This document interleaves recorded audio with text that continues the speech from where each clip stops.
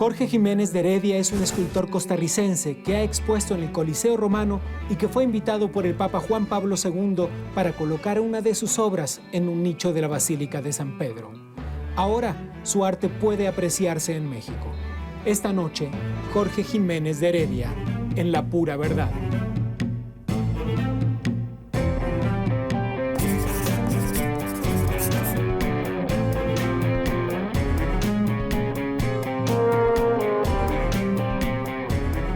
Jorge, ¿qué es la inspiración?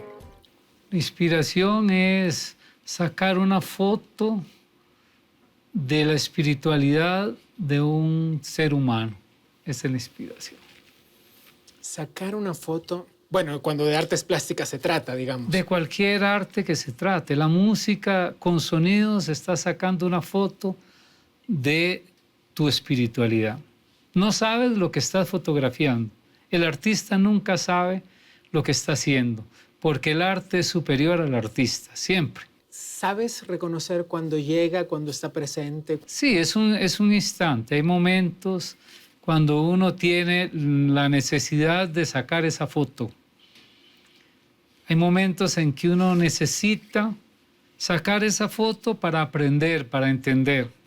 Uno saca la foto y cuando ha sacado esa foto, empieza a descubrir en la obra lo que estaba dentro de uno. Recuérdese que todo el universo está dentro de nosotros. No hay nada que no esté dentro de nosotros. Basta saberlo leer. Cuando explicas tu obra, inspirada en las esferas precolombinas de Costa Rica, el país en el que naciste, dices, no son gordas, son redondas. Sí, hay una diferencia entre la gordura y la redondez. La redondez es el encuentro de los contrarios. Eso fue lo que yo aprendí de las esferas creadas por los antiguos burucas, que ellos entendieron que los seres humanos somos frutos de contrarios y el universo entero es fruto de contrarios. Cuando uno armoniza esos contrarios y la esfera representa la armonía de los contrarios, uno encuentra su totalidad, su sentido de plenitud. Pero además la gordura tiene pliegues, las esferas no, la redondez no. La simplicidad, es decir, la ausencia de pliegues, yo la aprendí de la esfera. Entonces mis figuras son esféricas, son sin pliegues, son circulares y dan el sentido de la totalidad. Yo creo que en el momento en que uno logra unir sus propios contrarios, encuentra como un lugar en el universo, porque encuentra la dualidad que vive dentro de nosotros en un concepto de unidad.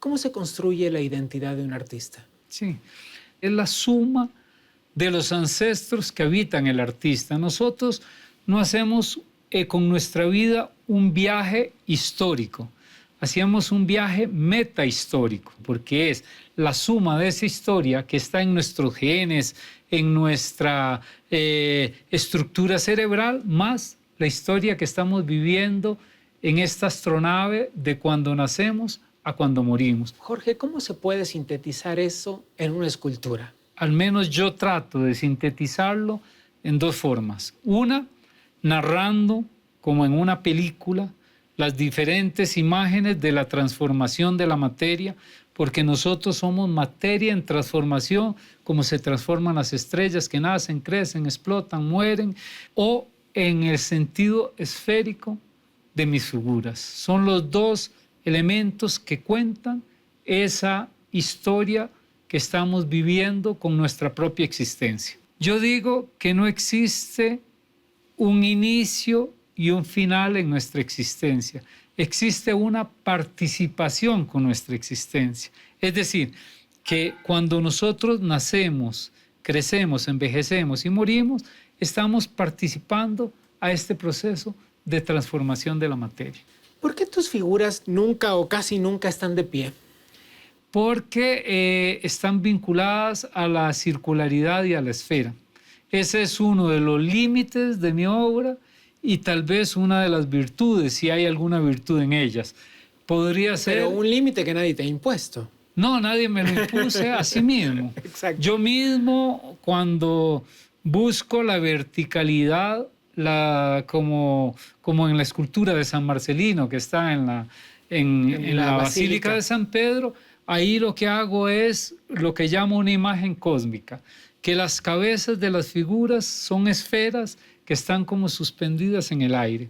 Yo he trabajado mucho imágenes cósmicas que llamo, que son las figuras, las esferas que se transforman en el aire hasta generar la materia. Más preguntas sobre tu obra. ¿Por qué en la mayoría de los casos, la gran mayoría de los casos, la representación humana está encarnada en la figura de mujeres? Porque la mujer es la que contiene en su propio cuerpo la transformación de la materia. La mujer tiene una capacidad de generar la vida dentro de su cuerpo y de entender el misterio de la vida. A veces nos olvidamos de qué es la vida por tantas cosas que estamos haciendo en el mundo y utilizando la razón, fragmentamos la existencia olvidándonos que el fenómeno vivo es un fenómeno completo, es el instante. Nosotros vivimos solo el instante, nada más. Quien vive en el pasado vive con la tristeza. Quien vive en el futuro vive con la angustia. Quien vive el presente vive el instante, vive la verdad. Bueno, al menos su verdad, su pedacito de verdad. Exactamente, que es la única que cuenta. Muchos artistas, buenos artistas incluso, mueren en el anonimato. Sí. Cuando un artista consigue el éxito, el reconocimiento, que no siempre son la misma cosa, pero vamos a tratar de unificarlo, ¿a qué se debe? Quizás es porque logró comunicar lo que tiene adentro con mayor facilidad. Hoy en día existen muchos medios para poder comunicar, más que en el pasado. Tenemos esa gran posibilidad. Los flujos de información global nos permiten comunicar. Y después, cuando se tiene claro lo que uno quiere decir a nivel de cabeza, es más fácil comunicarlo. Hubo un crítico que una vez dijo que no todos los artistas son de corazón y de cabeza. Cuando se logra comunicar con el corazón y con la cabeza, es más fácil que se le entienda en vida. En este proceso, en este camino de obtener el éxito, sea lo que esto signifique para cada quien, la fama, ¿tiene algo que ver el azar, el marketing, los medios? Hay una frase de los alquimistas árabes que dice que quien busca su propio destino y que después Coelho la toma, el universo conspira para que ese destino se cumpla. Yo creo que hay una suma de cosas. Yo lo veo en artistas como Miguel Ángel, como Rafael, grandes artistas que lograron manejar las energías del universo para que su destino se cumpliera y alcanzaran la fama manejando las energías del universo. ¿Y el mecenazgo, Jorge, el mecenazgo tiene algo que ver en eso? Cuando uno logra encontrar las personas que entienden tu trabajo y que te ayudan, seguramente eso favorece que tu destino personal se cumpla. Te pregunté por el mecenazgo porque he leído que vienes de una familia a la que si algo le sobraba no era precisamente el dinero. Sí.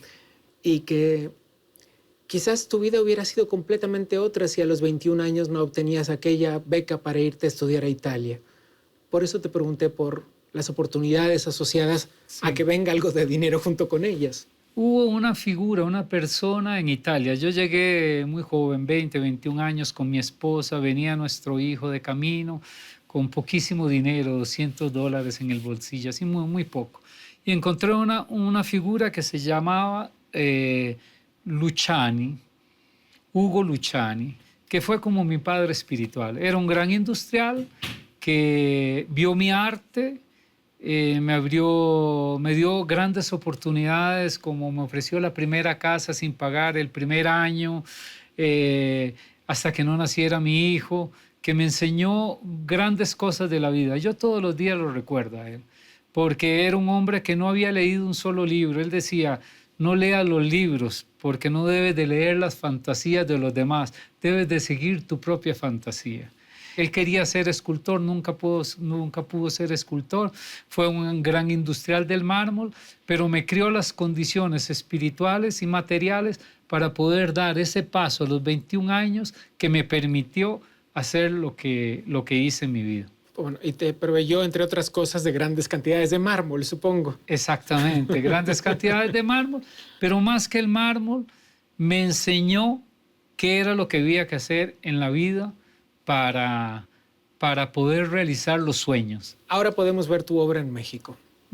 Hasta el 31 de marzo, en espacios públicos, en la Explanada de Bellas Artes, alrededor del Monumento a la Revolución, sobre un pedacito del Paseo de la Reforma. Esta misma exposición que fue montada por primera vez alrededor del Coliseo en Roma. No es la misma. Bueno, pero son algunas piezas. Pero algunas piezas sí. Digamos que un 40% son las que estaban en Roma y otros 60% las fueron creadas para esta exposición. Porque después del lanzamiento del proyecto de la Ruta de la Paz, que se hizo en el Foro Romano con una intención precisa de lanzar esta idea de la paz con mi arte en Roma, sentimos la necesidad de que en América Latina entrara el proyecto, porque es un proyecto panamericano, entrara por la ciudad... Canadá, Tierra del Fuego. Exactamente. Que entrara por la ciudad que consideramos más importante desde el punto de vista cultural de América Latina, que era Ciudad de México. En los últimos 6 años hemos tenido muchos contactos, hemos encontrado gente que nos ha apoyado, como don Ricardo Salinas, que entendió la importancia de este proyecto para la Ciudad de México, Fomento Cultural, que es la parte cultural del Grupo Salinas, el Distrito Federal, la ciudad, todos los componentes de Conaculta y del INBA que poco a poco fueron apreciando y creando las condiciones para que hoy sea posible una exposición en Ciudad de México. Tu obra tiene, para quien se detenga a verla un rato largo, algo que ver con la evolución. Y al mismo tiempo has dicho que ese momento en el que una obra toma cuerpo es como si estuviera presente la mano de Dios. Uh-huh. ¿Cómo conviven la teoría de la evolución y la mano de Dios? Yo creo que no hay diferencia. La vida es una sola. Es decir, si la materia nació de la antimateria, nació de un concepto de Dios que no tiene ni tiempo y espacio. Nosotros y el universo entero tiene tiempo y espacio porque hay materia. El tiempo nace cuando hay átomos que se mueven y el espacio nace cuando hay la materia. Probablemente el arte y la religión llegan antes porque no tienen que demostrar nada. La ciencia llega después, pero al final estamos hablando de la misma cosa. Hay una escultura tuya en uno de los nichos de la Basílica de San Pedro en el Vaticano que, según entiendo, fue por encargo de Juan Pablo II. Sí. Una de las pocas figuras erguidas, una de las pocas figuras hombres. Sí. ¿Cómo fue eso? Fue una de esas oportunidades que le da la vida a un ser humano. En el 2009 me pidieron el material para presentarlo al Vaticano porque consideraban que mi obra tenía valores espirituales, pero no era religiosa. Y como acercamiento crearon un premio que lo creó Juan Pablo II, que es el premio Fray Angélico, porque él hizo ese pintor como el santo de los artistas. Y después de ese premio venía el gran jubileo y dijeron, queremos tomar un proyecto de 1707 que prevé que en el nicho de Miguel Ángel, que está en el transepto de la basílica, hay que colocar una escultura. ¿Quién lo hace? Alguien levantó la mano y dice, le acabamos de dar un premio a Jiménez de Heredia, ¿por qué no pedírselo a él? Y así nació ese proyecto. Si se busca, no lo obtienes, nace porque está escrito. Sin duda así es. Entonces, hasta el 31 de marzo, como dije antes, en la Explanada de Bellas Artes, alrededor del Monumento a la Revolución y en un fragmento del Paseo de la Reforma podrá verse tu obra, que, créanme, vale la pena. Déjame brindar contigo por la evolución de los humanos y del arte. Salud.